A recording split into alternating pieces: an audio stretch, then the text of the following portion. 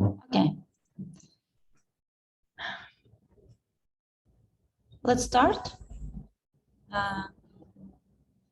Not to be waiting for all the people connecting because our event today is on recording. And just 2 words about our organization and let's start. Okay. Our event today will be for all Ukrainian people who come to Portugal and want to start some kind of business in tech sphere. And today we will start with all of these very complicated questions about the opening new company and sharing the information about the Portuguese clients and finding new investments here. That's why we choose our speaker for today, the expert with a strong expertise in this topic, Pedro Henriques. Thank you for joining us today. And a few words about the Ukrainian Hub. Ukrainian Hub is the NGO launched in Ukraine. But now we opened a new branch here as an NGO named in Portugal Association. And today with me, Olga Kuzmenko, who is co-founder of Ukrainian Hub here. And we are glad to help our founders to find new information and useful experience and useful advices from our speakers. Okay. Let's start. And Pedro, could you please share with us a little bit intro about your experience, about you, about your company? Please, the stage is yours. Go ahead. Absolutely, absolutely. Thanks so much. Anyhow, Pedro Henriques, founder and CEO at Regine. Hopefully everyone is hearing me okay. I would love to share a little bit more information. Portugal can be a very bureaucratic country. I do believe that it has a lot of interesting things for it. It has been a growing ecosystem.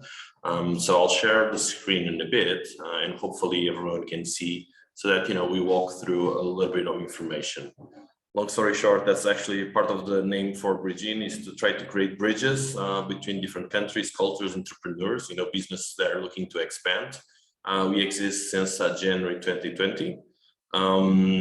More specifically, the next couple of slides, they were actually prepared to another event that we had in November, and the world has changed so much since, obviously.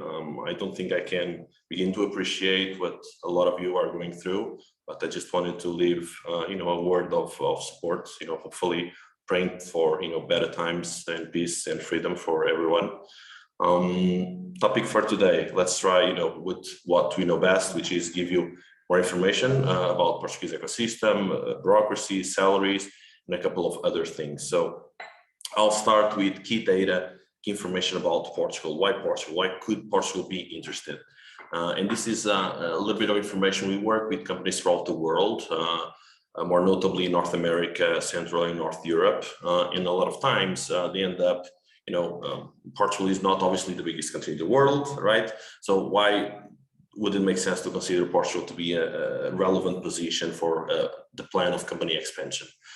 One of the things we say, and we have been featured pretty well, I guess, across the last few years is the level of democracy. So Portugal is featured as a very high human development index. And we were featured, I think, twice as the third safest country in the world. Now I believe we are actually the fourth, but still pretty decent, pretty on top. So it's, for good or worse, it's a country where not a lot of things happen, and that means that you do not have a lot of external events. And I'm not just obviously talking about military conflict. I'm talking about security on the streets, petty thief, burglars, and all of that. It is fairly safe as a country to live.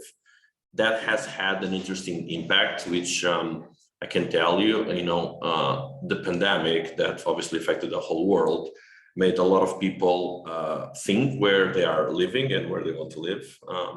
And we notice here in Portugal something that I would not imagine possible 5 years ago, which is a lot of people from a lot richer countries to relocate to Portugal. including North America, people from California, which obviously, there's plenty of, money available there. And so there's not necessarily a problem choosing Portugal because of that. It is because of being a safe democracy and to be a safe country, generally speaking. It is also one of the countries with the lowest cost of living in Western Europe. Again, for good and worse, right? I think for anyone that is potentially relocating, that's interesting. For people living here, that also means that sometimes salaries can be, or the average salary can be a little bit, obviously smaller compared to other countries like, France, Germany, and others. We have seen across the world a rise in authorization and nationalist movements. Portugal has trailed a little bit behind, and it is good to trail behind on that, right? So we've been ranked as the 7th best liberal democracy in the world. Obviously, it has its flaws, but I think the government tries, although they have sometimes draconian laws, it still does not impact too much on people's freedoms in day-to-day life. Yes, that might have some bureaucracies, paperwork, but at the end they leave people alone, which I think it's it's good.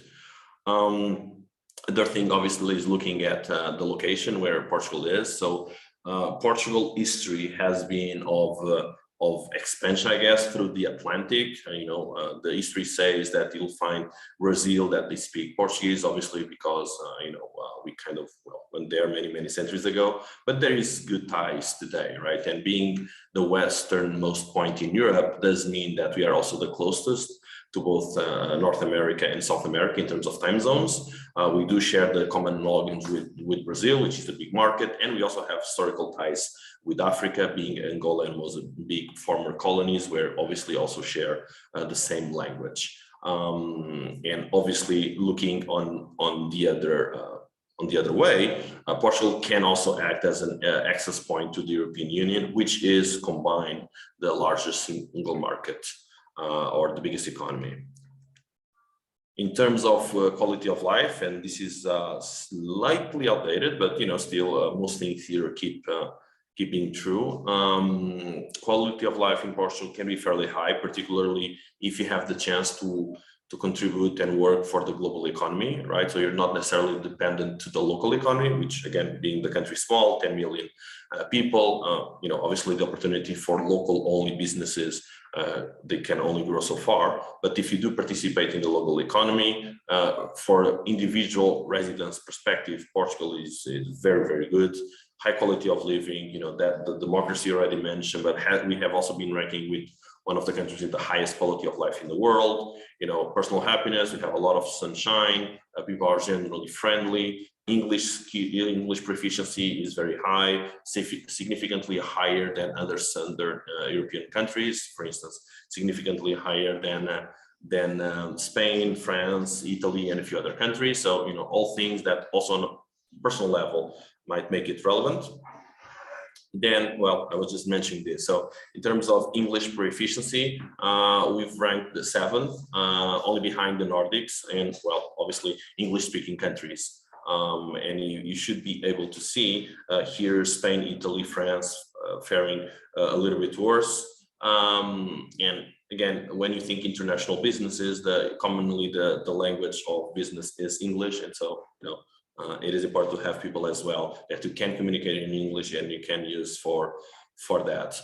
Something else that I usually talk a lot when we are interfacing with mostly with companies coming from the United States is, when you look at big economic blocks, you look to North America, and both the US and Canada, they are very similar, right? So there's a great amount of consumers, strong economies. But then when we look at the European Union or Europe or European Union, it's also a big economy as a whole, but you do have a lot of different countries and different languages, right? So there's Portuguese, there's Spanish, there's French, there is Italian, there is German, and this is just, starting with the first 5, right? So not only the language is different, laws will be slightly different, although under the European Union umbrella, kind of trying to make them similar, but there will always be differences. And there will always also be differences in terms of the way that companies interface, support customers, develop sales and all of that. So all things to take into consideration. I can also tell you, and tying this back with what is the typical Portuguese mindset regarding that. It is interesting to say that due to historical reasons, where we kind of, we are here on the last bit of continental Europe, right? So our neighbor, it was Spain, and then we had the ocean, right? So that made Portuguese people venture into the oceans again 5 centuries ago. So that's on the historic books. But still today, we have a very Atlantic mindset. One of the oldest alliances in the world is between the Portuguese and the British. I would say that if you are here and if you look at news unfortunately, obviously, there's a lot of news about the war in Ukraine, but besides that, international politics and all, you do see a lot of things here that what is reflecting in the US, what is reflecting in the UK, and a little bit what is in Europe. But I can tell me, Portuguese citizen living and working in Portugal, I know more what is happening in the US than what is happening in another country in the European Union, like, I don't know, Belgium, for instance. I can't recall a single note news about Belgium in the last 2 weeks, or even 2 months, if I should say, right? So that tells you a little bit about although Portugal has been one of the founding members of NATO, has joined the European Union, not at the beginning, but a few years back, we also look abroad through the Atlantic quite a bit. So Portuguese does have a very Atlantic mindset. I do think that has another interesting circumstance, which is cities that or city ports, right? Cities that have been international hubs. They usually have significant amount of diversity and tolerance. Although Portuguese population is still very Portuguese, I guess, right? The big majority. So we don't have a lot of expatriates. I do tend to believe, obviously I'm biased, I guess, but I do tend to believe that we are fairly welcoming to foreigners. So another thing to take into consideration. Lastly, here in terms of languages, because we do have a growing expat community, it is very easy, particularly in big cities like Lisbon, to find people that speak multiple languages, right? So they could be Portuguese natives or not, but English is very commonly spoken, but as well, other languages, French, Italian, Spanish, are not that uncommon. I can give you an example. My head of marketing, I don't know if she's listening, but she's originally from Italy, so she speaks Italy natively. She speaks English almost natively. Portuguese is the same. She speaks French and Spanish, right? And I won't say that's like super commonplace. Everyone is like that, but it is not that uncommon. So tying that back with looking at Europe as a market, that means that you can potentially get in Portugal people that have enough language skills to support multiple countries, right? And that's relevant also from a business development perspective, customer support, and if you do want to support a larger market from, well, a more cost-effective location in Western Europe. So moving on, about workforce and how is it skilled. We have fairly good education. Well, we are one of the countries that spends more on education. Spending more doesn't always mean quality, but indeed we have fair decent in terms of skills, and particularly in STEM, right? Science, math, and engineering. It's not bad. Our workforce has been, companies that hire internationally, they usually do like people here in terms of both skills, work ethics, and all of that. So that's usually not a problem. I always like to think why that might be, and so I can tell you that, again, the downside, I guess, of having a smaller economy as well is that we don't have a strong industry, right? So Portugal is more and more a service-based country, tourism, hospitality, and a few other things. IT is getting relevant more and more, right? Because it's a low-cost investment in terms of the service base, right? But we do not have. We have. Let's look at, for instance, the car manufacturers. We don't have a Portuguese brand. We don't have a Portuguese brand of cars, for instance. Do we have components factories? One that I think closed up north, and then we had the factory for Volkswagen Group in south. But that's like it. We don't have a lot of industry. What that means is that a lot of people go to school engineering and all that, and they end up not having a lot of jobs in the industry, which means some of them went abroad, some of them stay at the university. So we have highly skilled teachers at the university simply because the academia is still seen as prestigious, right? So the best stay there, and the best are not easily hired to other companies because there's no big companies to hire them. Things in technology are slightly different, but if you look at even at biochemistry, biotech, there's any biotech company that wants to get to Portugal, they would be able to hire doctoral graduates very easy and fairly cheap. So I think a kind of a missed opportunity. Anyhow, the radar chart that you should be seeing on the screen, hopefully, does show that investment in development on the workforce in Portugal is fairly good, on par with countries like the US. What we do lack is appeal. Why? I think this has changed a bit, but typically, people in Germany and the US will make a lot more money than in Portugal, right? So the appeal of Portugal is less than that amount. But again, what the pandemic has created is you can now work from Portugal to almost any country in the world, particularly if you are a knowledge worker, that you don't need to go to a factory or any place that you need to be physically. So, the appeal has changed dramatically over the last 2 years. But still, if you absolutely want to maximize the salary, regardless of the cost of living and the location, Portugal will not be the highest salary country for that matters. We'll potentially, I guess, get to this presentation. This is a short quote from John Graham Cumming, which is the CTO at Cloudflare, that they do have a big office in central Lisbon. And they've been really successful here and have grown the hub quite a bit. Now, again, to recap for anyone that have joined a little bit later, this precise presentation, these data points were collected, I believe, for a demo or presentation we did in November. We, obviously didn't know what was in the future in the cards. But Portugal has ranked, in my experience, again, working with global companies, that a lot of times when international businesses are looking, and again, specifically in tech, they are looking to hire knowledge workers, software developers, architects, all of that. A lot of times, Portugal has ranked against Poland, Romania, and Ukraine. The data points that you'll see here are for things that at the time, we defined to get a little bit notion. Again, obviously, this is a presentation of us trying to convince why Portugal is better. So, it might tend to be a little bit biased. In any case, just quickly through it.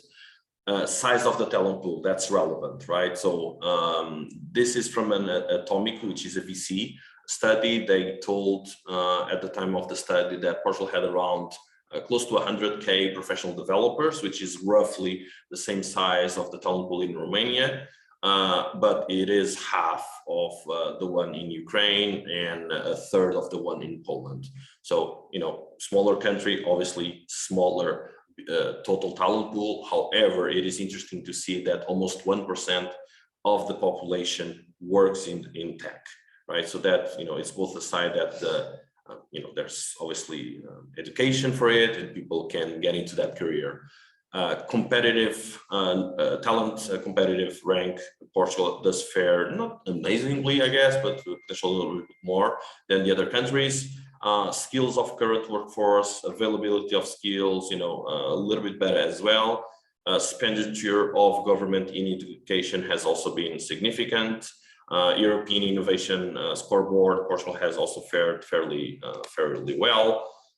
Business schools, Portugal is, I guess, not known by having a tremendous amount of business schools, but it's not bad. Again, for when you think for country size, not bad at all, right? Poland, obviously, it's a bigger country. We do, by the way, we do compare very similar to Poland in a lot of things. And this is one. If you see here the number of schools, it's not that far off, but Poland, it is a bigger country, right? And so, by size, Portugal does have a pretty decent performance.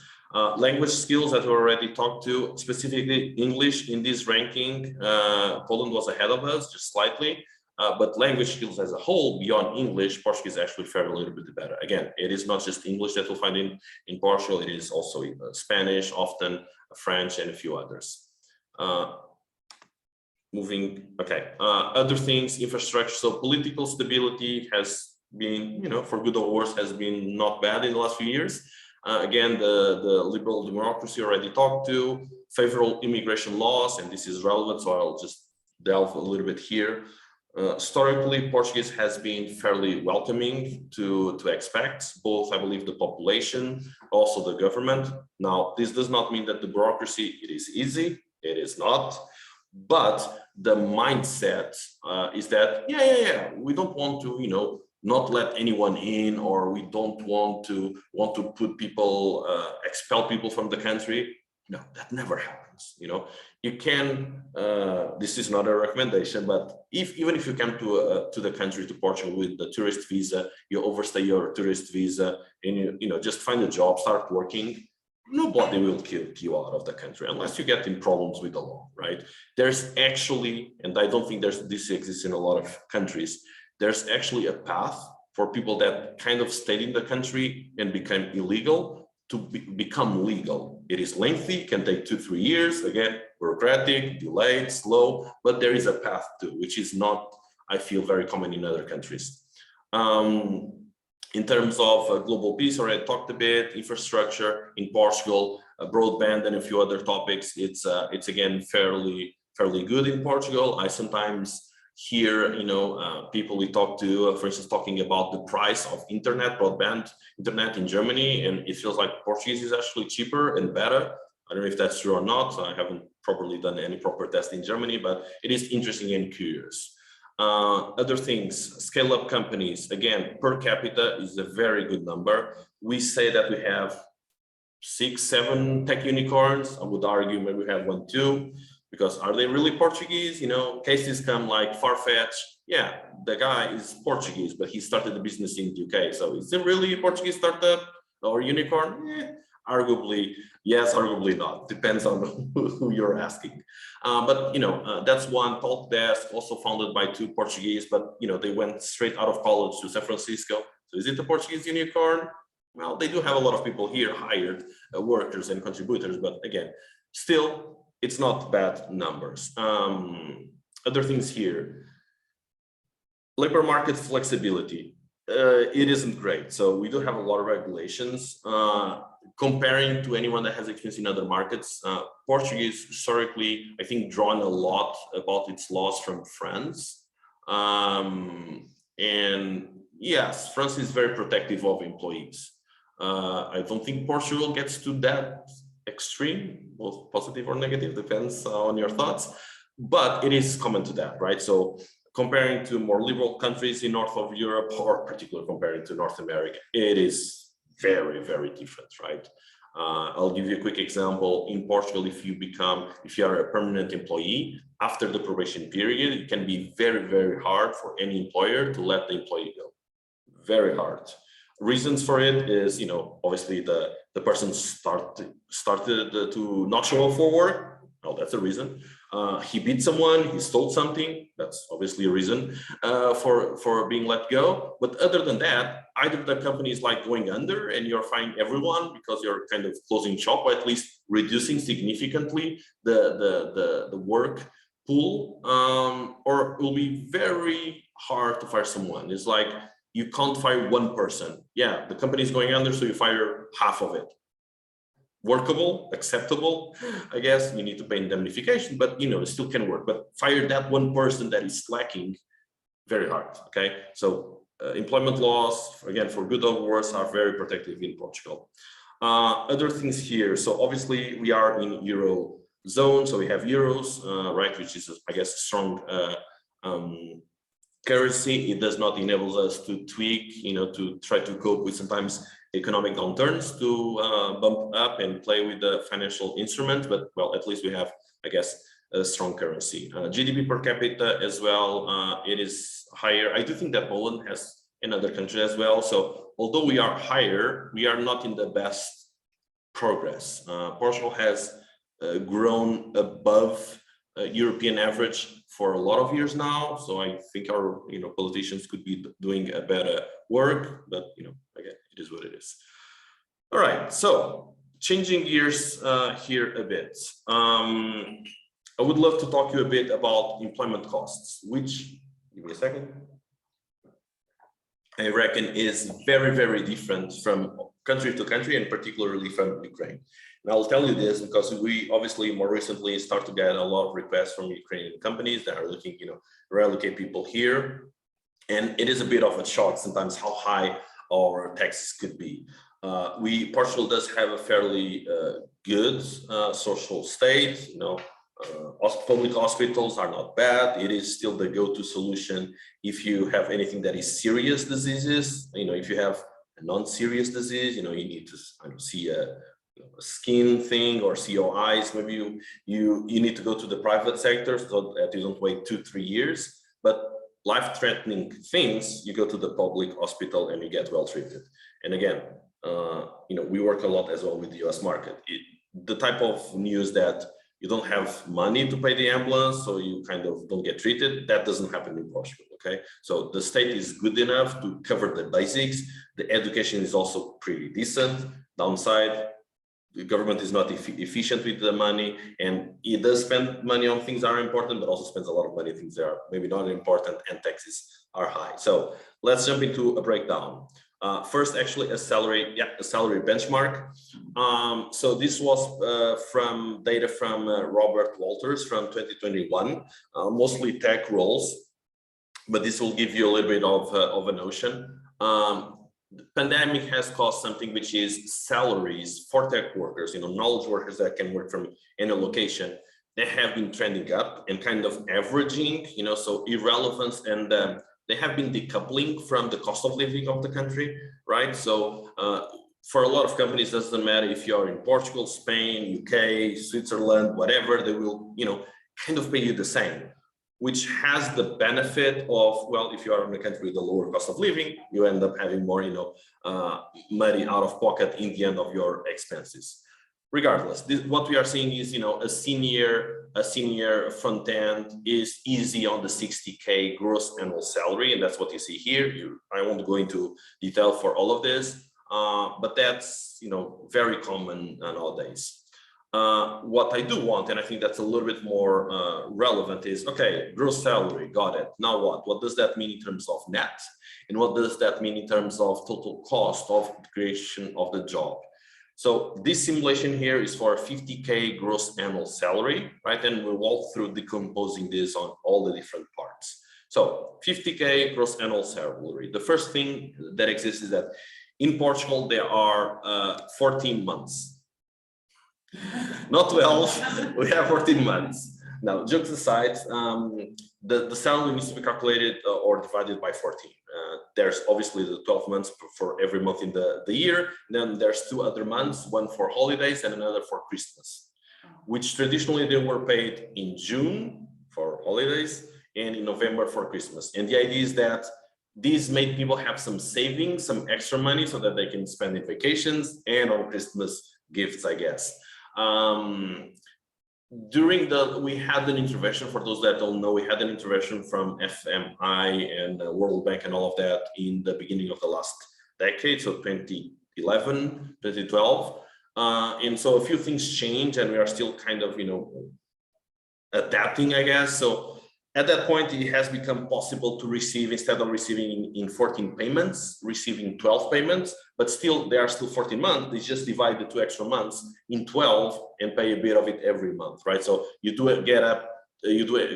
end up having 12 pay slips and not 14, but it's the same math, right? And when you look at the work contract, you need to put there the monthly gross salary that will multiply by 14 to calculate the gross annual salary. So that's the first thing that is a quirk, I guess. The other thing is meal allowance. So meal allowance in Portugal is that this is not absolutely mandatory, but it's so commonplace that everyone does it. By a good reason, exempt from taxes. And we have so many taxes that it's good that we do have a break once in a while. So meal allowance is the idea that the employer can pay an allowance to employee for him or her, to go eat lunch without being subject to taxes. If I'm not mistaken, the limit that is not subject to tax is 7.5 633 euros. Not long ago, it was 6.83, so that's why the simulation has it. This can be paid per worked day. So on an average month, you'll have 21 working days. So that would mean, 683 times 21, and then times 11 for the year. Why 11? There's 12 months, yes, but 1 month is of vacation. So if you're on vacation, you don't work, you don't get meal allowance, right? So the number here you see on the far right, 1,649, should be 6.83 times 21 average working days per month times 11 working months per year. This is just the beginning. Now, employer fees and perks. All right, so on top of this, this is the gross salary, and we talk a bit about the net, but just the gross. You need to add on top of it, the big lion cut is social security payments. Employers need to pay on top of gross salary 23.75% on top of gross compensation. Okay, so for those 50K gross annual, there's 23.75% of that on top that needs to be paid to social security, and that, as you can see, is 11K, almost 12K, which is a lot of money, right? Additionally, there's something else I introduced a few years back, which is social security trust fund or compensation funds.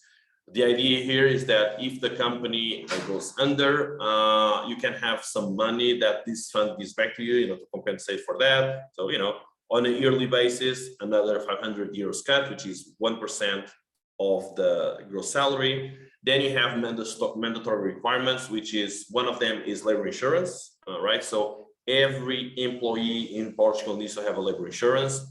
This is one of the highest liabilities you can have as an employer. Do not ever employ anyone in Portugal without having a labor insurance. If something happens, right, he gets, serious accident, you'll need to pay his salary for the rest of his life as a compensation. So this could be a huge toll on any company. You pay the insurance and the insurance takes care of it in case of accident.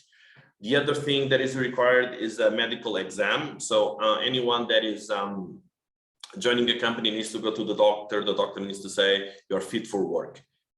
Feels draconian, but it is what it is. You need to do it. This is usually once every 2 years for people under 50 years in age that work on a traditional office or shop or factory. By whatever reason, the Portuguese government decided that if you are working from home, you actually need to do this every year. Why? No idea, but true. I think it has to do with mental, problems, people feeling isolated. It just feels, I don't know. Anyhow, moving forward. So other things that companies need to provide to their employees is training. So companies are required to provide training to employees. If you can't provide training, you need to compensate them so that they can seek training outside. If you do provide training, typically the training needs to be provided by a company that is certified by a local training or agency governmental body called GERT. Again, a little bit bureaucracy, can't be just any training. You can provide any training. It's simply that you don't fulfill the mandatory requirement if the training is not certified, right? Even though there might be something that is not certified, something on the cloud, AWS, whatever, that is probably better, but it isn't certified, doesn't fulfill the mandatory requirement. Lastly, on the right, not mandatory by any means, but is getting more common and common is private health insurance. Private health insurance in Portugal is still fairly inexpensive, again, comparing to other countries in the Western world. And so it can average around 40 to 50 euros per person per month, which, comparing to sometimes 5 to 10 times that in the US can feel quite affordable. And this is becoming more and more a recommended perk that employees do expect. So in recap, for gross annual salary of 50K, and just talking about mandatory stuff and taxes, the total cost of the job would be around 66K. This does not include laptops, smartphones, food, car allowances, workplace, office space, any of that. On the downside as well is, okay, let's look at net salary, right? Okay, this is gross, this is employment taxes on top of it. How much is their net? There's two big items here that people get on their pay slip. There are taxations that are, paid to the government. One is Social Security. So yes, there is both an employee component of Social Security and an employer component of Social Security. The employee is 11%. So employee 11%, employer 23.75. So 34.75% of the cost of creating a job is to pay for Social Security, a third lot. Now, the other thing is personal income tax. Personal income tax is depends on individual circumstances, meaning, first of all, it is a progressive income tax, so lower salaries pay less tax than higher salaries, and then it also depends on family circumstances. If you are single with kids, you will pay less than if you are married without kids, for instance, because a household with two people making money, more money available, and higher income bracket tax. The simulation we'll see here is for people that are married, and by married, I'm assuming that both people in the household are working, because if only one is working, is actually better, because you do get a little bit tax break there. It's not better, I guess, because they're not earning, but for tax purposes, I guess it is a lower rate. But the simulation here is for married with two children. Okay, so what you see is, if we look at the 50,000 gross annual salary that costed around 66 total employment, the net amount that people take per year is 31. So yeah, 66 in cost, 31 net. I don't want to demotivate anyone, but it is what it is, right? So, and I think it's important that people realize this. There is, however, one good news that potentially some of you might benefit. Portugal has a non-habitual tax regime, which is a special tax regime that anyone that has not been a resident in Portugal, a tax resident in Portugal for the last 5 years, and this includes Portuguese citizens that have been abroad, includes people from other nationalities, they can apply to this NHR regime, and that caps for 10 years that tax regime to 20%. I know 20% still feels a lot, but trust me, the high, if you make 100K a year, you will be paying 40-something% in income tax. Okay. Yes. This is, by the way, We start crying. I know, again, it's a lot. This is not very different from other countries. If you go to Spain, France, US, Canada, it's not, I understand that it is different than other countries, but it's not that uncommon, in Western European countries. But, my key goal here is just to provide you that information so that this does not come as a bad surprise. So 20% non-habitual resident, if you have a higher salary, it's a very good deal. I wish I could have that for myself. I need to get, I guess, 5 years abroad and then return. Anyway, moving forward. So this is just another quote. Salsify is another company that started operations in Portugal, I think 2018 or something like that.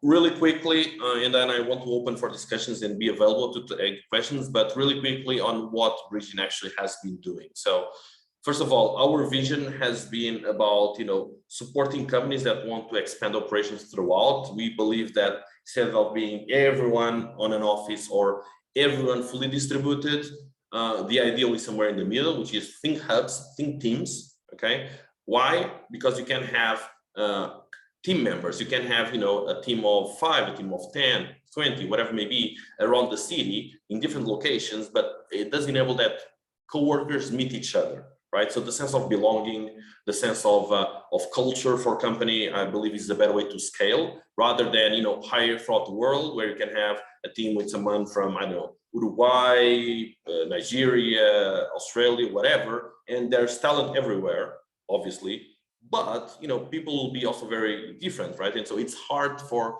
creating a sense of culture. It's not impossible, but it's harder. And I've actually, before founding Regine, that's what I was doing. I was building fully distributed teams, remote teams, and amazing contributors throughout, but people felt like freelancers, contractors. They didn't feel like a member of a team, right? Which is hard when you don't spend time, you don't be face to face with your team, your coworkers.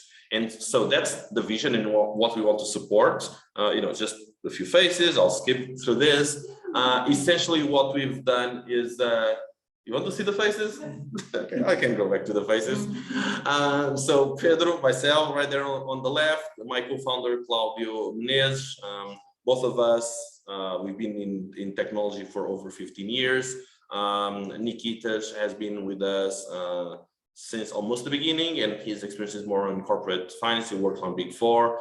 I guess what we bring to the table is everyone on our team is fairly senior, right? Have been around, very international team as well. Beyond these faces, there's more people.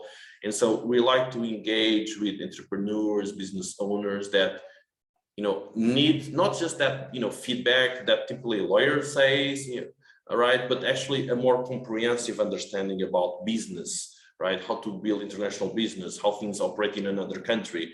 That's relevant, right? And obviously our understanding is more towards tech than other industries. But having that understanding about how things operate, what is the market, salaries, taxes, how other players act in the market, how to have a competitive offer if you're trying to hire someone. This is what we really excel. And so most of our experience is around that, and that's what we do. Now, getting a little bit more precise into services, we have two main services that we are doing. One is I would call softlanding, or company as a service. So that means is if you want to incorporate a company in Portugal or a subsidiary for your holding company abroad, we can totally do that for you. We have lawyers in the team, we work with chartered accountants. Again, our view is, my background is software engineering, right? So I tend to look at problems from a mathematical efficiency standpoint.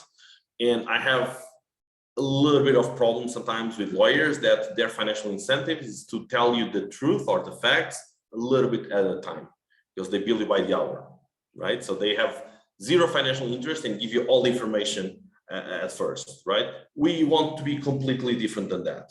We do not keep information hostage. That's not our goal. We want to make information available, easy. Our model is, if you want us to help you do it, obviously you need to have an agreement and all, but not keep information hostage. That's not our goal, right? I think that's just creating barriers of entry, and actually that's bad for people not investing in the country, because there's barriers of entry. There's things that you don't know. You just get overwhelmed by bureaucracy, right? So that's not what we want to do. We want to make information as available as possible. We try to create good content, ebooks, and all of that.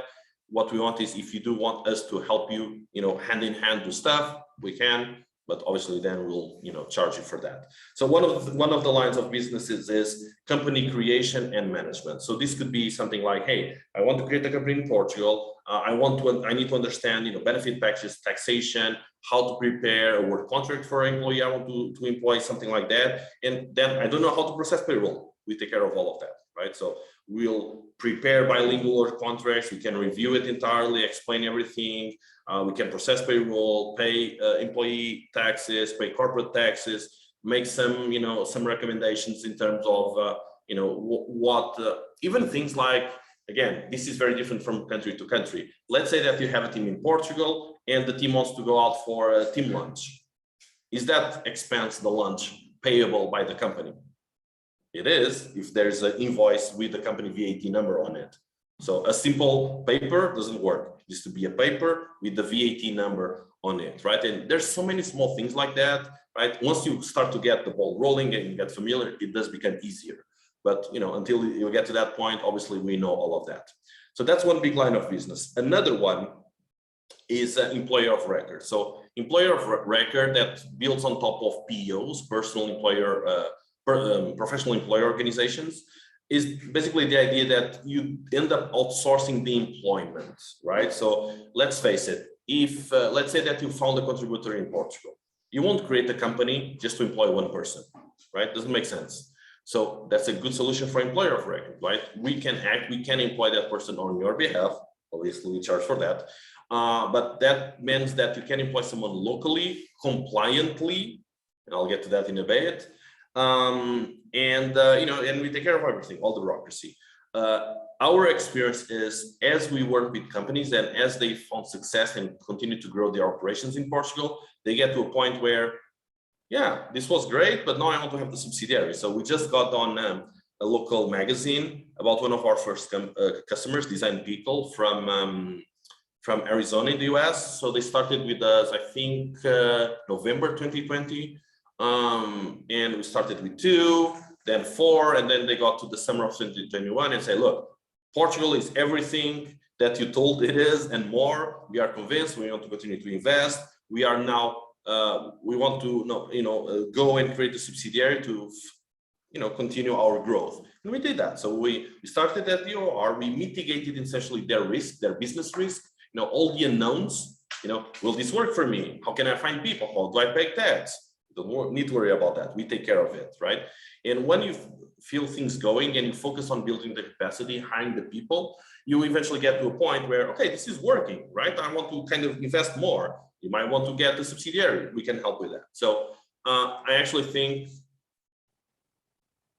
I'll get to that. Yeah, I'll get to that now. Then I'll go back. Sorry for the back and forth. This is what I'm talking about, right? So when you grow a presence abroad, it might make sense for you to mitigate your risk as a business, to focus on finding the capacity, finding the people you need to hire, and we can employ them on your behalf. And then when you get to a steady state, you say, okay, this is working, let's incorporate the subsidiary. So this is a plan that we have run with multiple companies that, at least hopefully for them made some sense, which is, find the capacity first, find people, employ people, we help employ them, we take care of all the legalities, and then if and when you're ready, you can insource them.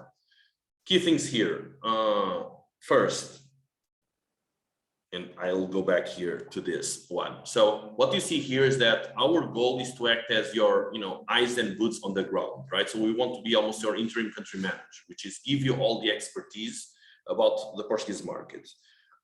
We are obviously, there's a lot of things that we won't do, right? We are not PR experts, but we know people that we have worked before, there are, right? So if you tell me, look, I want to create a massive PR campaign, I want to get my brand recognized in the Portuguese market, we will tell you, we will get you a quote from partners that we worked in the past, right? So the knowledge about who do I get to, we have that, right? And our goal is always to have multiple providers for every single box that you see here, so that you have options, you understand the market, right? And we did that for you. Obviously, things here are, banks. We aren't a bank, obviously, but we know banks, right? So we know which ones work maybe a little bit better than others with experts and all of that. And the same thing actually with recruiters and talent providers. So Regine is not a recruiter, but we do end up working with companies that ask us, hey, can you help us find people to hire? What we do is we work with our recruitment partners, they find the people, we kind of interface, we help everything move along, and well, then a lot of times people do get hired. But there's a lot of other stuff here, like if you need events, if you need specialists for grants and incentives. We obviously know most of the grants and incentives available, but it's a hard work just to be on top of every call that opens every day. So we use partners for that instead of doing ourselves. Anyway, going back then to this plan, the other thing I want to mention is I alluded to earlier about the employment and the risk. Why do you want, if you find someone in Portugal, you want to employ this person, why do you need to put them under an employer record than you are, instead of, just be a contractor or whatever? So again, most Western countries have been tightening up the regulation around false independent workers. Okay, so the story goes, if you work under someone else's order, you're not an independent worker, you are a dependent worker, right? So if you start, if someone told you, you start at 9, you have 1 hour lunch, you finish your day job at 6, and you'll do this, you'll have a meeting with this manager and he'll tell you what to do. That's not independent work, you're dependent. Someone is telling you how to do the work, when to start, when to end. Okay. An independent worker, on the other hand, would be, like, I don't know, an architect, where you tell, hey, I want to build a house. I want 2 rooms, a pool, some trees in the back.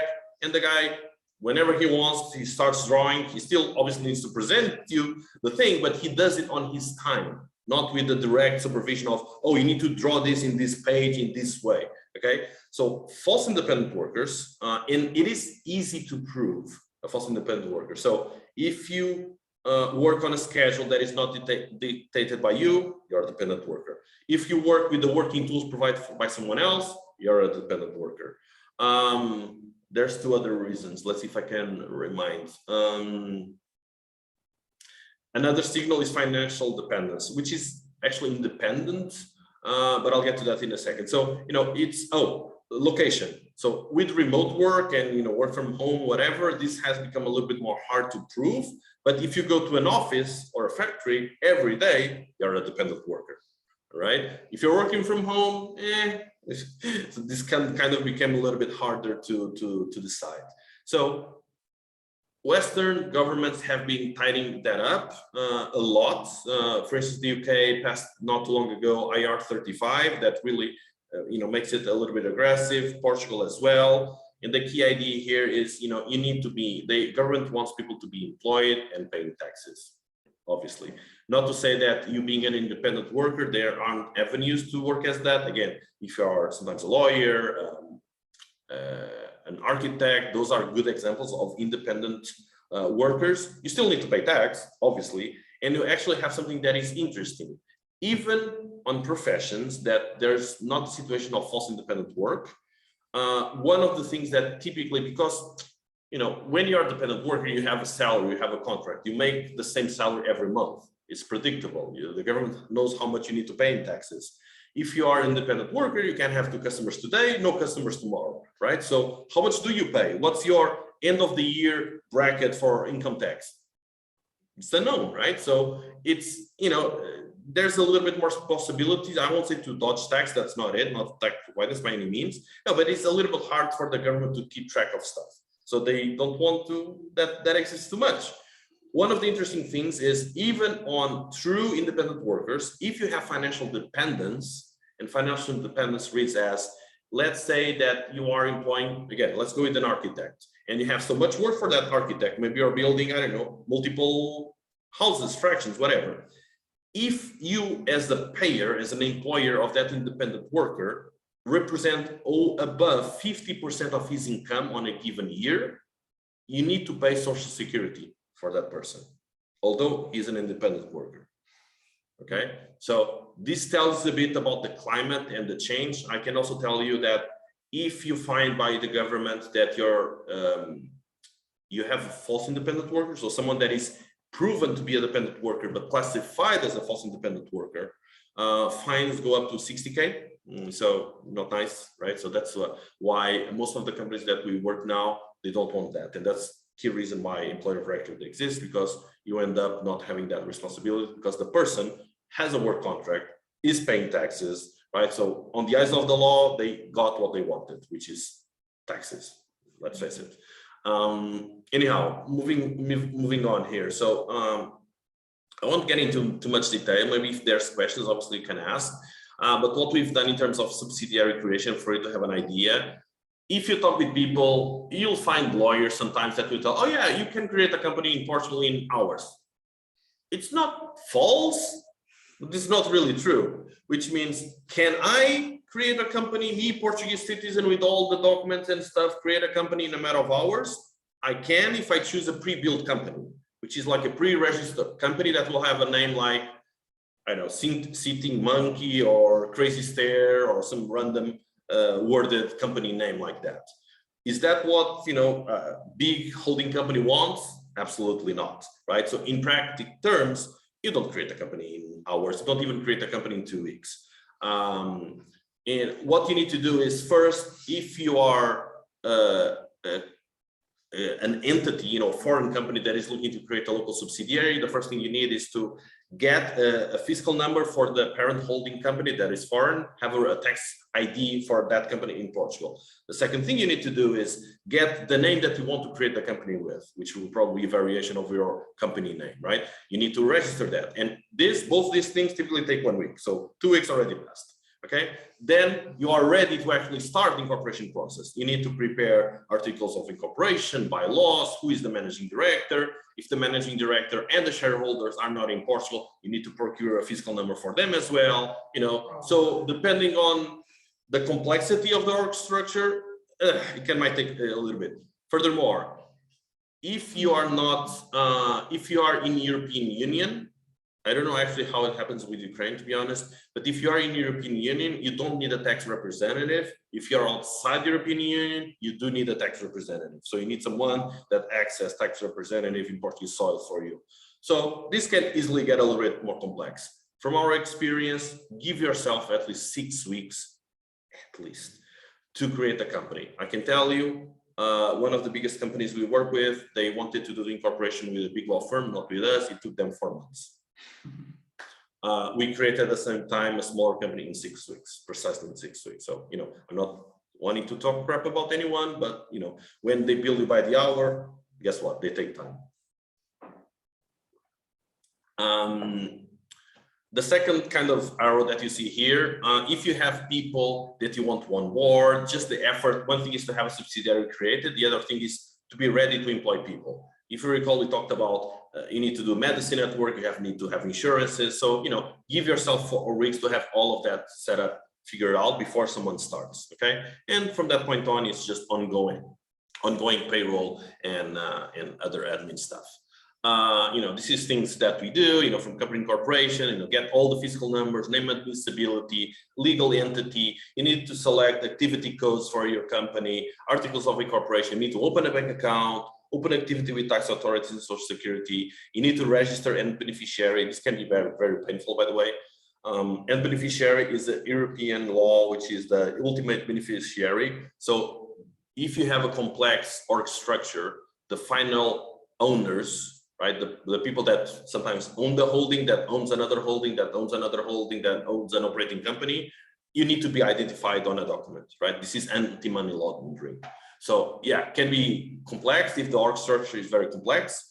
Other than that, the typical ramp-up ops, more tactical is, you need to find the insurance broker, you need to find, you need to review most likely the work contracts, understand what is in there, find the, where do you do those medical exams needing for people to start, the benefits, the meal allowance, other benefits, working tools, right? You need to offer, laptops or whatever. So, ramp up of ops just for employing people, there's a few things. It's less bureaucratic, it's more like, stuff that needs to be done. Ongoing admin, payroll, financial tax compliance, and local representation. This is also a topic, just processment of letters. Although a lot of things Portuguese government already makes available in English, most of it will be in Portuguese, unfortunately, right? So if you don't speak Portuguese, there's a very good probability that will receive letters in the email in Portuguese that you don't know if it's absolutely rubbish or actually something important. So that's something that we can help as well.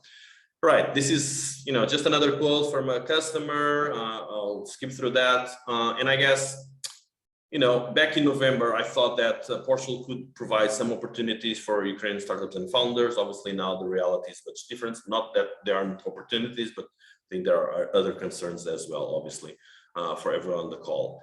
To sum up, Portugal has been historically fairly stable. I won't say very efficient, but at least stable. You can count with the inefficiency, right? It's, somewhat predictable. I like to tell, my team and sometimes, my customers that it's not about how many hoops you need to jump through, is knowing that there are hoops to jump through, right? And you just forecast, you plan for it, right? What you don't want is that suddenly someone puts another hoop in the middle that you're not prepared to. Portugal does offer an interesting location between Europe and the United States. Talent, as we saw, is very good if you're looking to hire people here.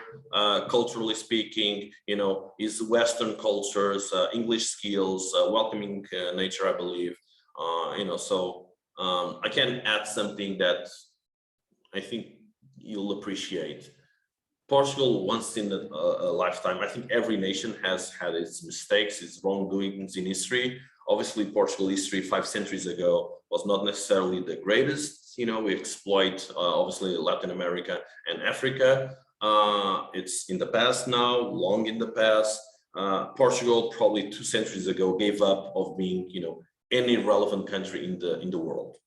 Very honestly, okay, it's like if you compare even Portugal with France and I would say Spain to a less amount, or the UK, right? Why the UK left the European Union? Because they think they are a superpower, right? They can stand alone in the world.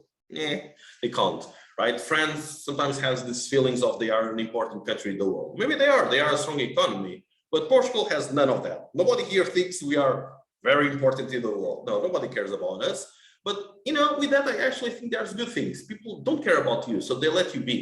You know, you can just be, nobody notices you and you just do your stuff, which is actually, you know, good.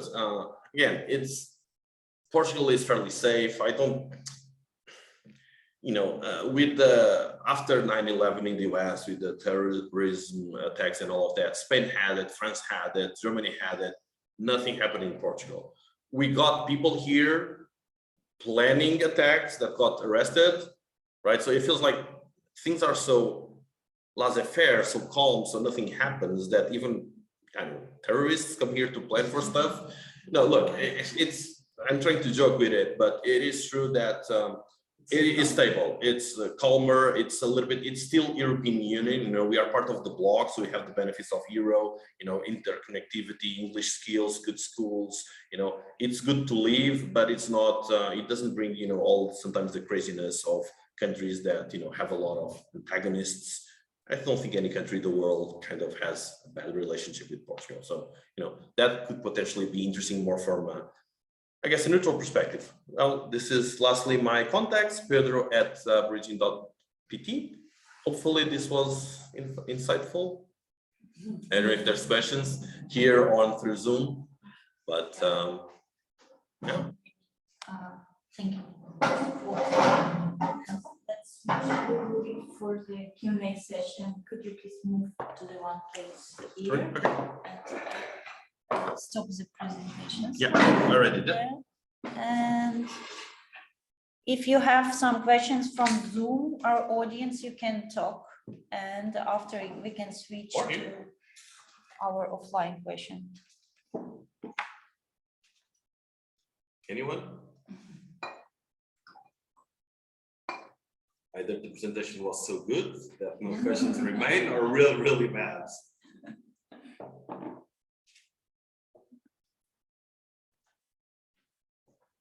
If you want, you can put your questions on the chat and we can read it. Okay, let's start from the question from the audience offline. Anyone? No? What are the main directions of companies for whom will open the branches inside? The common directions? Yeah. What do you mean? Areas. Yeah. Oh, areas. Good question. I have a lot to say about that. So obviously Lisbon is the capital and the more international city, clear. Lisbon is also much more service-based than any other city in the world. If you go to the second biggest city, Porto, you do have a little bit more industry there. You know, typically clothes and manufacturing, there's a little bit more industry there. So there's a little bit different vibe. If you think, you know, a little bit more second sector, you know, more industry, more factory, north is better than Lisbon. Lisbon is more service-based, okay? So in terms of the locations, depending on the talent pool you want to hire, if you need people that have international experience, that speak multiple language, Lisbon, go to. If you know you want to, I don't know, let's say that you want to manufacture something here, Porto, Aveiro, which is close by, Minho, Braga, Guimarães, which is north of Porto, are good options. Now, all of this is in the coast.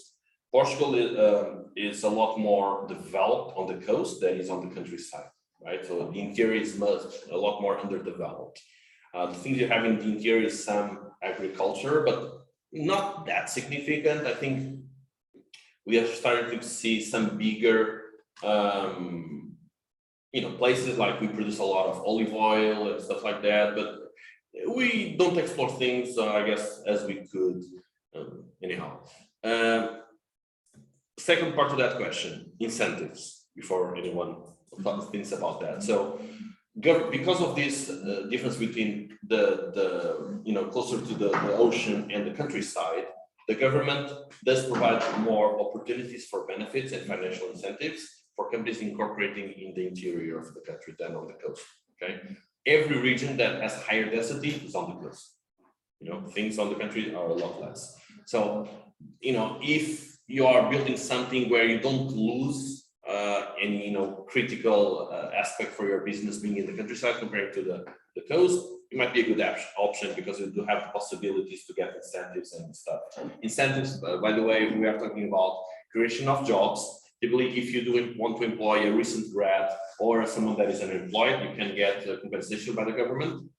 That's where the taxes also go.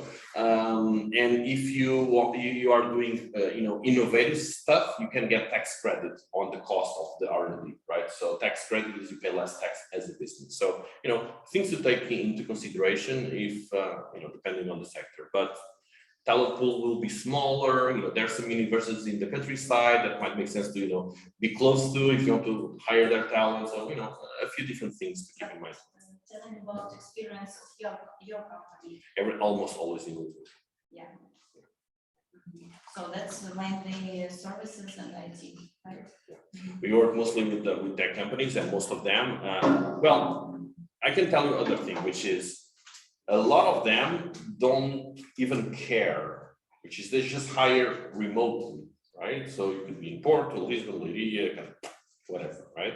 But if they do want to create a co-working spot, a place where people can go to, it is very most common in Lisbon. Sometimes Porto, but like 80% of the times Lisbon, maybe 20% of the times Porto. And it's also airports. Obviously, Porto has airport as well, but connectivity and all of that is relevant, of course. I think we have. Do we have some questions on the chat? Just it was very detailed. I would also like to thank you to Pedro for such informative and honest talk. Appreciate that. You can only hope that it's helpful information. Obviously, different countries. There's so much things that are different and all of that. We work mostly with Nordics. We work a lot with Netherlands, Denmark, Norway, more recently Germany, the US, Canada, UK, Ireland. So those have been core countries. If anyone, and I want to mention something, but if anyone is looking to, how is Portugal from a business development market? Most likely, Portugal is not great for you to sell your goods, services here. Small countries, small economy. There's much better opportunities out there. But hiring people here, it's not a bad proposition. Okay. Now, I want to mention some other thing that we are seeing a bit, which is obviously, with the war, the conflict, a lot of people have been affected. So we are seeing, and I'll try not to make any judgments here, but we are seeing on one side, companies like in the United States, which they have been very vocal about the aggression, right? A lot of their customers say, oh, they are working with a company that sometimes could be incorporated in the US, Boston, whatever, but they have contributors in Russia, for instance. They are losing business, right? So clients don't want to work with companies that have people in Russia, right? They're showing support for Ukraine. So we are starting to see some of them wanting to relocate, companies itself trying to promote the relocation of people outside Russia because of it, to say, hey, we don't have any in Russia. Is that good or bad? I don't know. It's hard for me. I can even tell. I think we are kind of ecosystem or entrepreneurs here. Even us internally at Regine, we were at the point. Okay, what can we do? To try to support this, right? And we discuss a lot. Do we want to? If you are from Russia, we don't talk with you. We don't work with Russian companies. We have not restrained ourselves because I reckon, look. It's hard. I can't begin to imagine what a lot of you are going through, right? So it's really hard for me to position. I don't want to, but we have just a customer that their CTO, and I was talking before that we started on the Zoom call. We have a customer. They are based in the UK, and they had teams both in Ukraine, Russia, and Belarus. right? And they want to relocate the entire people through Portugal, right? And it feels okay, but do the Ukrainian team members work well with the Russian team members now? It's hard, right? I must say there's so much complexity that, again, I don't want to make any judgments. What we do see, just to give you that perspective, is a lot of companies that are looking to flee from Eastern Europe to relocate people, right? Either because their customers tell them to, or because their people, their employees want to, right? So there is a movement. I'm sure it's not just coming to Portugal, obviously, but Portugal is as well on the path, and we see a lot of that happening. I can tell you that as well. I've started to hear Portuguese banks not opening bank accounts for Russians. And students and people from. Yeah. So they might have a little bit of a hard time to get around. It is what it is, right? Pedro, any other thoughts, questions? From the chat now, but I have one question. Please. From your experience, what is the most difficult part to launch some subsidiary or some company for foreign founders here instead of the stuff you mentioned before? Yes, great question. So really depends on what you want to do, right? If you're doing something that doesn't involve a lot of regular, let's say that you want to do a restaurant. I don't know, you want to build a chain of restaurants or hotels or something like that. You need to get a lot of permits. I'm not telling the company or the person at the company, I mean the building, the hotel, refurbish a building that you need to comply with. That's aggravating. You need to be very patient, right? I would not like to be in that sort of industry. Portuguese regulate, over-regulate stuff. Okay. Okay. My idea about the collision is done. No, look, it's painful. What I'm trying to say is that sometimes things take so long that you just lost, all your money in process, right? Because you can take 2 years, 3 years to open something, and you're out of funds. You need to live, right? You can't wait 3 years to start making money, right? So that's painful. That's bad. Okay, the Portuguese government could be a lot more pro-business. Are there things that are changing? Yeah, maybe they talk about, for instance, having this called free regulation areas. So the idea is that, let's say that you want to build autonomous driving cars, right? Supposedly there are spots in the country where you can experiment, where I guess the laws don't apply as much. So the idea is that it's not you're doing anything legally, simply that you are doing something that is not properly regular. You don't have, I guess, laws governing it, right? So the government realizes the need, right? So, but that's very Portuguese, right? They know the process is broken and very slow, so then they create an exception, right? So sometimes working with that is hard. So anything that requires a lot of permits, it is hard. Building a business on itself, it's procedural, right? It's like, it will take time. You'll be aggravated because, there's one more piece of paper that needs signature. And if you are in the country, it's easy. You go there and you maybe scream, whatever. You get things done. You cry, yeah. If you are abroad and they still want like ink invoice on paper, like you need to send through mail. It's a mess, right? So it can be a little bit tiring. I reckon we try to cope with that by preparing people, when we do stuff, this will happen, the succession, try to remove the unpredictability out of the process.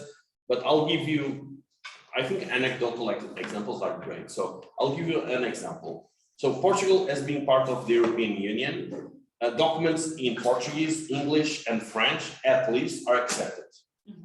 Okay, so you don't need to supposedly translate documents in English. However, they are only accepted if the clerk processing them understands the language, which is like, how do I know if the person that I'll be delivering this to understands English or French? Most likely not, from my experience. Most likely. Right, so like that's like doesn't work. It's not a predictable process, right? You get into the position of, should I translate everything? And then translation is not just translate, it's a certified translation, right? It could be with the Hog style even, which needs to be at the consulate. So what you sometimes end up doing is, okay, I'll just try with the English version, see if I can get someone that understands English and gets this through. If not, okay, go back, translate everything. So these type of things make it, you know, frustrating. You could be lucky, you could look out, but you could also not, right? It's just, oh, I was expecting this to be done next week. Now I need to translate everything and it will take 1 more month, right? So those are the things that get a little bit unpredictable. I can give you also another example, which is, you know, obviously I think anyone coming from the Ukraine has a lot of the support for most of the European Union and countries in Europe, so I don't expect a lot of trouble there. But we have seen interesting stories, and I'm not going to name names, obviously, but a company that we were helping that had 3 different shareholders. One was from France, another was from the Netherlands, and the other one was from, I think, Bulgaria. Okay. They needed NIFs, they needed a Portuguese bank account because they were relocated here. The French and the Dutch, fairly easy. They asked for a lot more documentation for the Bulgarian. And you think like, why? Like, you should ask the same thing for everyone, right? And so this gets me a little bit aggravated. I don't think it's not necessarily xenophobia. I think it's more like, oh, I don't know. Where is Bulgaria? Oh, I don't know. I need to ask more papers, right? I think it's more them than actually being racist or anything like that. But it's not cool, you know. It's definitely not cool. And you do get in Portugal still stuck. I'll tell you another thing, which is anyone in Portugal that is, you know, 30, 35, even 40 years or less, working on a city, working in a business, they will speak English. They will be a lot open. If you interface with someone that is 50 years old, their English skills will be much worse. Their mindset will be much narrow, right? Maybe they never left Portugal, you know, for tourism even. So I'm not saying that they are necessarily bad people. It's just that they are narrow. The people fear what they don't know, right? They are so not flexible. They are not flexible. They're not flexible sometimes, right? So it gets like, oh, where is this? Oh, and then you get a paper that is not on the alphabet, our alphabet. Like, I can't read this. What is this, right? Oh, no, I need a translation, right? But so yeah, it's the small. Again, I think it's painful to get through that. Once you do get through that, things do get a lot easier. Once you have all the paperwork in place, you incorporate the business, you know, you have your personal stuff taken care of, things are a lot better. Which actually this reminds me to something else that might be relevant for people here on Zoom, which is investment. You know, you're an entrepreneur and you want potentially to get funding. That might be relevant. Yeah, don't try to raise funds in Portugal.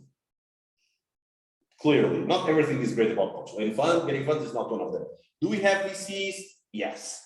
Are they any good? Yeah.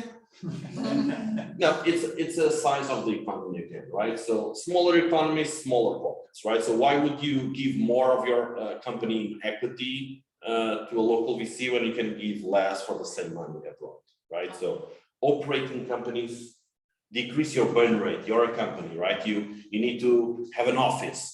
If you are in either Netherlands, you'll spend more money than in Portugal. So Portugal for that, amazing. But when you raise money, go abroad. Don't raise here. That's my expectation. And the other thing you'll see in a more early stage startups is there's a lot of incubators. There's not a lot of accelerators. Okay, so the Portuguese startup ecosystem does suffer from a gap in the late stage, which is every city has an incubator. Could be a small city in the countryside, they'll have 2 tables. Then they call it an incubator. And every university. Yes. Every business school. Yes. Are they any good? Do they do anything relevant?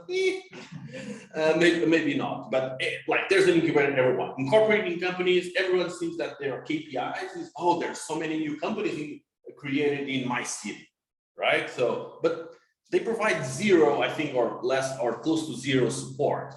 There are some cities that are exceptions, but you know, most of them, they just want to add the number, oh, +1 company incorporated here, right?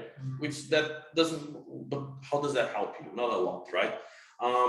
And then there is like a few startup clubs, good for networking, for early stage startups, get people, know people, get the word across. For that, Portugal is decent, because people are typically friendly, they will talk with you, and that's all good. Now, you're getting traction, you need to accelerate. That's not amazing. That's not amazing here. And we also lack one thing. In Lisbon? So all the country, also Lisbon. Yeah. Yeah, everything outside Lisbon is worse, I guess. For startups and international business, it is the exposure to it is less, right? So people will be less available for that. I can give you another anecdotal example, which is something interesting. So our business, Regine, gladly is growing fairly fast, and so our bank questioned us to justify the money flows. Right, because we had an invoicing in 2020 and a huge difference in 2021. And I questioned them, do you work with startups? Do you understand that it's supposed not to grow? You don't grow a business, a startup 10% a year. You're like 200%, 300% a year, right? Like, do you have them? And a lot of people still don't, right? So they will ask you all of these stupid questions because they don't have on their mindset that things that scale fast exist, okay? And so talking about accelerators, the other thing I believe the ecosystem is lacking is exits. We say that we have those 6, 7 unicorns for finance feeds, blah, blah, blah, but none have IPO'd, none have sold and big M&A. So what that means is that you don't have like the first employee on a company that got 2%, there's an exit, he gets filthy rich. Right, and he tells everyone he reinvests on other smaller companies. That doesn't exist in Portugal, that I'm aware, right? Because there was still no big exit that kind of reinvests into the ecosystem and rebuilds. And that's a bit of a problem, right? Up until recently, most people in Portugal, they will not care about equity. If you tell them, hey, I would love you to be my co-founder, I don't have money, but I'll give you 20, 30% of the business. No, I don't care. I don't care. I'm making money. Why? People don't value that. Why? Because they don't know anyone that had a massive payout because of an exit story, right? So that's traditionally lacking. The only good news is that will, I guess, self-fix with time, right? And you also get a lot of people coming back to Portugal, Portuguese and not Portuguese, that had that stories, had that experience, right? So that it's not homegrown, it's kind of, accelerated by a broad movement, but it does start to add a little bit of that story. So it is a fast moving. I see now people sometimes asking, oh, I would love to get equity as well. Oh, okay. 2 years ago, nobody was saying, that's it. Yeah, if you want, offer it. Do you think it somehow connects to political views of the society? I don't think so. I can tell in terms of startups. Socialistic environment. That's a great question. That's a great question. So politicians in Portugal, they love to go to startup events. You see Web Summit, president is there, prime minister is there, Ministry of Economy is there, everyone is there. Cutting ribbon is there, everyone is what you do there. Do they just be there or do they want to actually do that? That startup, I don't They want need to make fun. What? They need to make fun. Yeah. No, honestly, I don't think I'm misleading you if I tell you that the current Prime Minister, Antonio Costa, was the mayor of Lisbon when Startup Lisbon started. I think that's true. If not, it was by a few years. So the culture of creating and promoting entrepreneurship, I truly believe the government wants that. I just don't think that they know exactly how. They just want big news. Oh, another company that come to Portugal, or this company grew, or we have many unicorns. All of that is great, but creating actually the rails to facilitate entrepreneurship could be a little bit better, right? I recall, obviously, we see regulations, we check laws every day. I don't know every law, but I do recall a couple of months back that I think Spain created like a specific regime for startups that choose to move there, that they offer like a tax break, first years, whatever, profit is lower.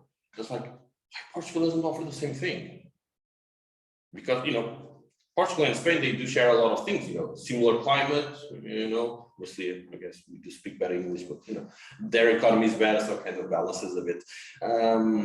But why this in Portugal, being peripheral to Europe, let's face it, Portugal is, it's not on Central Europe, right? We should not offer anything less than our neighbors, right? Or else we are not competitive, right? And they don't, and they haven't. They offer other stuff, but they are still stuck. I'll give you an example. We have golden visas in Portugal to attract, high net worth individuals. But that's like something that Ireland did, 20 years ago. Like, so sometimes they're like 1 decade behind, right? And obviously what that means is that we had a lot of, investment, a lot of property prices have gone up. Now golden visa doesn't support in Lisbon because it's crazy expensive to live in Lisbon. And I think, will they promote more entrepreneurship? They will, but it does take time. We are very conservative, talking about left and right, what we are mostly is conservative. We move slowly. People in Portugal don't like change. So the current left-wing party, right, the guy won the elections with the majority, right? Were everyone happy? I don't think so, but like, in Cuba, the party ruling the country has a very high probability of staying in power because people don't like to change. They're still very conservative in Portugal. So, now about being left, I do think we are, I think like 95% of Portuguese public opinion do not understand our communist party that supports apparently Russia and doesn't think it's a war or NATO provoked it or whatever. I think nobody understands that position. You need to realize that we were on the far right dictatorship until 1974. And the left parties took a big role into taking out of that. So I think they always got, a lot more, people that lived through that, they still see, oh, these guys gave us liberty. Saved us, yes, right? Now I think they are just going down and down and down because they're, yes, they were important in some time in our history, but their political views are not, they can't work in today's work.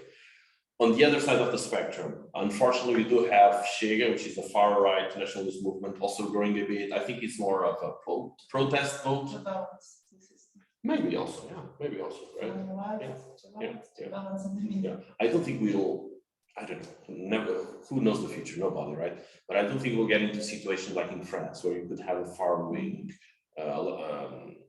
candidate being almost close to the elections. I do see that still being not very possible. I don't know, who knows, right? But I don't see that very possible. People are very, very center, right-wing, left-wing, but very, very central.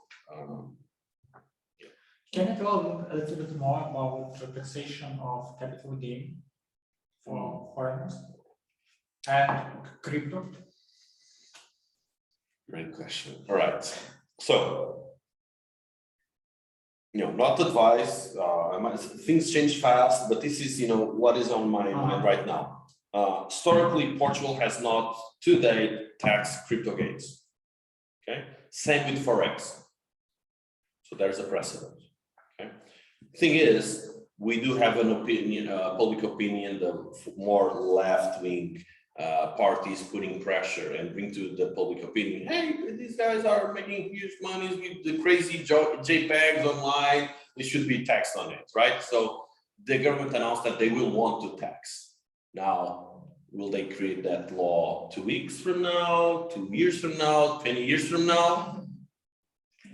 There's a few things that like the left-wing government says like, yeah, we're going to create a law, but they just bury things that never happen. Oh yeah, we're totally going to do somewhere in the future. Not in for the future, yes? I don't know. I think not just in Portugal, but all over, I guess, the world, the political parties are more subject to public opinions and the opinion makers, the press. If this is a topic that gets on the news every day, because people can put that on the agenda every day, they will need to make a law to it. If this falls through the cracks and loses steam, it'll probably take. I don't think the Portuguese government wants to tax crypto, as it doesn't tax Forex. Okay, and what about traditional assets like shares?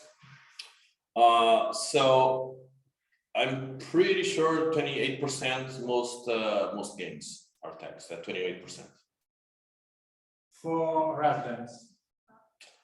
Well, yeah, for everyone that doesn't have a non-habitual resident status. If you do have that, that's less, that's 20. And what about golden visa owners and stuff? So It's the same. So the golden visa is different from other visas because it does not require you to stay in the country. Okay, so typically when you apply to, D2, there's like all the Ds, D2, D3, D7, whatever. D7 is own income, D3 is either skilled labor, D2 is not necessarily skilled labor. Anyhow, all of those visas is you come to the country, you stay, you are a tax resident, you spend 6 months and 1 day, majority of the year in the country, you pay taxes there, and that's it. The golden visa enables you to get a visa that enables you free movement in Schengen area, with only requirements. I think your battery is going. Without only staying, I believe, 7 days per year. So let's face it, the golden visa is great. And you can pursue citizenship 5 years later.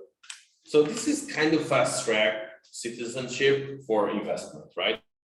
So that means is that you have €500,000 euros laying around, not knowing what to do with it. You just buy property in Portugal, you get into the golden visa, you go there for vacation 7 days a week. 5 years from now, you apply to citizenship. this sounds like you are buying opportunity not to be in the country all the time, just on the 7 days. And one time, 5 years, because if you have regular residence, you have to Yes. update. So it gives only 0 tax rate on dividends, not for capital gains. What?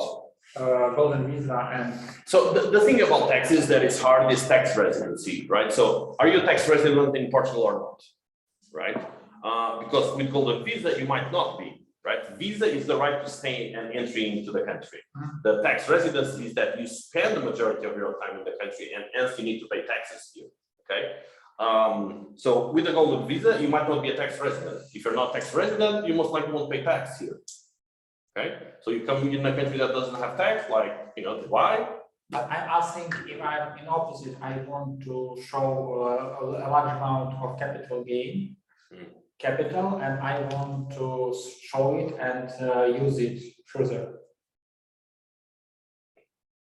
I'm not sure I follow. You want to use it? Well, you can use in Portugal, money from abroad, like you can use a credit card from abroad and all of that. I don't know if that's what you meant. When you do transfer money in, they will probably ask you for the source of income, right? Well, this is money coming from, right? Even if it's an account with your name, another country or bank. Typically, any financial transaction above 10K is subject to further validation. Look, even if you want you want to buy a house and you need to transfer the money to reserve the house, it's above 10K. They will ask you why this transfer. If you go to the thing, why do you want to transfer this money? Like honestly, I don't think it's just Portugal. It's European Union or the whole of the world, but it's getting very intrusive, right? But they do ask for a lot of that stuff. Yeah, I can tell other things are. There's a few things like the ultimate beneficiary owner, identify who is the owner of the companies. That's something that was introduced, I think, in Portugal in 2018 or 19. So that's not too long ago. They are now changing the process, I believe, to register someone to Social Security because of GDPR privacy, right? So they are always. This is what gets me a little bit sad. Europe is very focused on privacy, which it's good. The goal is good, right? It's just that the process to get there just makes everything so complicated. You know those sites that you need to always accept cookies to get in? Like, I don't want to be like whatever. Like, I don't care. Track me the hell out of me. I don't care. I don't want this to need to be accepting cookies every site that I get in, right? So the end goal is good. But that just makes companies overprotect and provide you a bad experience, right? So it's just another hurdle that you need to go through because in the end, they will keep having your information, right? Just now that, before they had your information and they didn't ask. Now they have your information and you need to sign a paper to tell that they can have your information. So it's not better, it's just more complicated. Yes, in case of gross negligence, you can sue them and whatnot. Okay, but what are the main benefits for high net worth individuals in Portugal in tax deductions? I won't say a lot. The best thing you have is non-habitual residence, right? So you come from abroad, you get the NHR, you pay 20% maximum. That's pretty decent in the Western world, okay? That's it. That's it. You don't get a lot other stuff than that. Again, taxation across borders is very complex, right? So I'm just trying to give a little bit of notion, but this is the type of thing that we just bring partners, specialists in this stuff, because every country is different. Every type of source of income can be different. It is very complex. You have, for instance, the US, which is citizen-based taxation. As long as you are a US citizen, you'll pay taxes no matter where you are in the world. Portuguese, as most countries, are resident-based taxation, right? So if you live in the country, you pay taxes there. Then you have other crazy situations like, let's say that you're a digital nomad, that you don't spend 6 months and 1 day in any country. Where do you pay tax? Where you choose. Where you choose. Where, and the thing is, Where is the point of your life insurance? no, like they will try to then chase you the idea of permanent establishment, which is a topic that is growing as well in relevance, which is, oh, do you have a house that you rent in Lisbon? Do you have a car in your name in Portugal? Do you have a kid in school in Portugal? Well, maybe you're a resident in Portugal, even if you don't spend 6 months because you travel so much, whatever, right? So then we get into like this, you need to get evidences on where you will pay tax, but it can get really, really messy. Portugal does have another thing, which is, we have islands in the middle of the Atlantic, both Azores and Madeira. Madeira has special tax regime as well, so a little bit, almost a tax haven, but there's very shady stuff going on there. So some politicians will be maybe need to answer in court. Why? Because it's like Ireland, right? Why Apple and Google put their headquarters in Europe, in Ireland, to pay less corporate tax, obviously, right? But obviously other countries want to take a piece of the pie for them, right? So this is like cat and mouse type of game. And Madeira leverages the fact that it's an island in the middle of the Atlantic to get better conditions, and so companies that are headquartered there have financial benefits. What does happen? Well, companies incorporate there, but don't have there anyone. They have like one person there, an address, and then 100 people in Lisbon, right? And that will, that flies under the radar for a while, then they catch you up and it's a whole mess and you pay taxes for the last year that you don't pay. So, it's complicated. I talked with someone, again, this is not legal advice, but I talked to someone that told me something interesting. In the US, tax planning is a crime. I believe in Portugal, it is not, okay? Obviously, tax planning is not tax evasion, it's tax avoidance.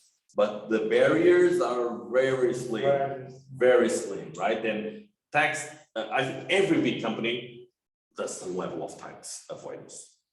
Not evasion, avoidance. Nobody wants to pay taxes. Optimization, exactly right.